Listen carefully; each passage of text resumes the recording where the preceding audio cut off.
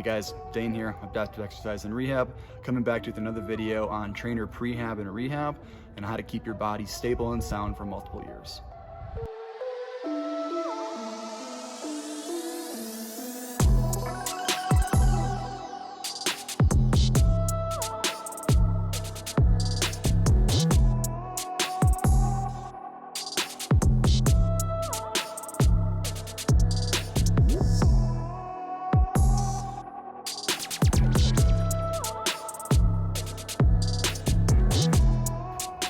Yeah, so backstory behind myself, like with some other videos I've mentioned in the past, I've been working with NeuAbility for just under 4 years now, and it has come with its ups and downs in terms of how my body has been functioning and how the wear and tear on my body has come into play. So I figured it was a good thing for me to make a trainer prehab video to how to basically get ahead of potential injuries that could be looming with this field. Main one that I'm going to focus on is a lower back disc herniation today, but kind of going into things that I've had happen to me in the past.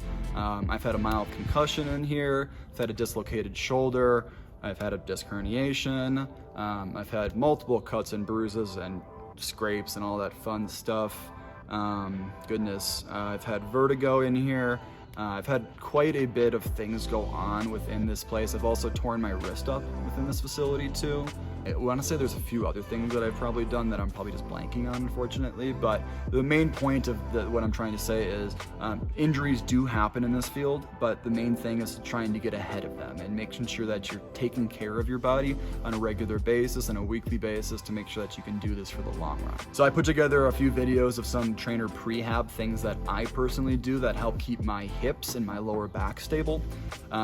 So like I had mentioned before, main thing with this video is going to be working over how to kind of prevent lower back disc herniations. So within this field, the literal mode of transferring people is identical to the mode of disc herniation.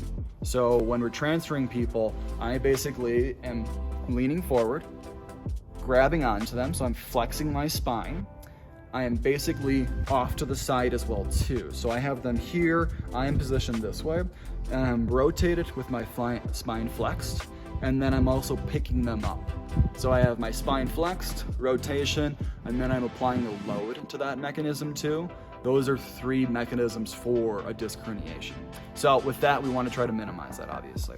So within those areas, I try to minimize how much rotation I'm doing upon doing transfers, and then I try to make sure that I'm making my spine as upright as possible. A lot of times what I'll do is I'll just break the transfer up into as many component parts as I can to make sure that I'm maintaining neutrality and I'm maintaining my position as well then too.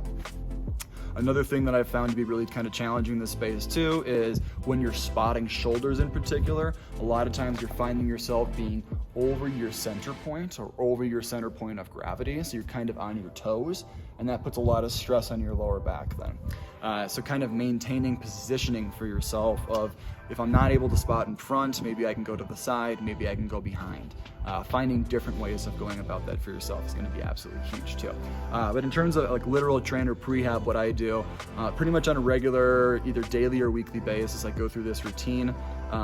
It's pretty standard. It's something that a physical therapist had recommended to me. So I start with a single leg lunge and I work through a stretch of my hip flexor and then my hamstring, go back and forth between in and out of that. And then I kick my leg off to the side and I work through an adductor abductor stretch as well then too. Right versus left, going through that motion to make sure that everything's kind of set for myself. From there, I work through a prone Mackenzie extension press up. This is absolutely essential for myself in particular because it helps kind of basically bring my spine out of flexion and into extension instead to make sure that I'm in the right position. From there, these cobra kind of kickbacks right there provide spinal mobility for yourself so that you're able to have more rotation and more kind of just mobility and longevity in your lower back and your thoracic spine and lumbar spine too.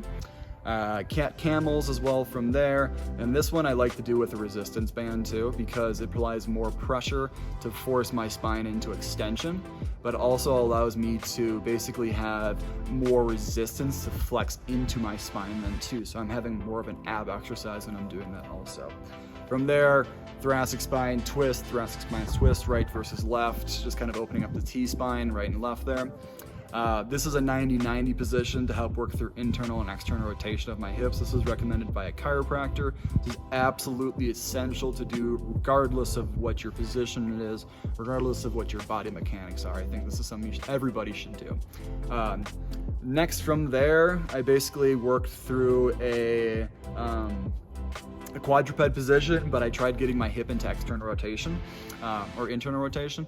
But from there, I was trying to work through opening up my hips. I found that my hip internal rotation is a main kind of predicator of my lower back pain and my lower back tightness. So I was trying to work through kind of those motions, right and left, of opening and closing my hip, but also actively rotating it up and to be able to get into that internal rotation. But yeah, this is absolutely essential as well. Lastly is kind of a lower back decompression technique that I was taught by a chiropractor as well too. A lot of times in the past you hear people talk about inversion tables, and that'll flip you upside down and decompress your back that way. I really am not a huge fan of how that feels on my ankles and my knees and then my hips as well then too. So I basically hold my body up top on a pull-up bar and I let my hips just sink straight down, and then I can feel my lower back just kind of decompress and elongate. And then from there I apply this resistance band across the squat rack right there, and then I'm able to work on almost a standing type plank, allowing my hips to come forward into an extension position and then pushing back with my abdominals, similar to the cat camel move that I was doing before, but this one just is a little more dynamic, allowing me to stay in a standing position. But those are a few different movements that I do for trainer Prehab on a regular weekly basis to help maintain longevity for myself so that I can do this job for hopefully the next 10 to 15 years. If you guys have any questions or comments, please leave a comment section below. If you guys like the video, please feel free to like and subscribe. Catch you guys in the next one. Peace.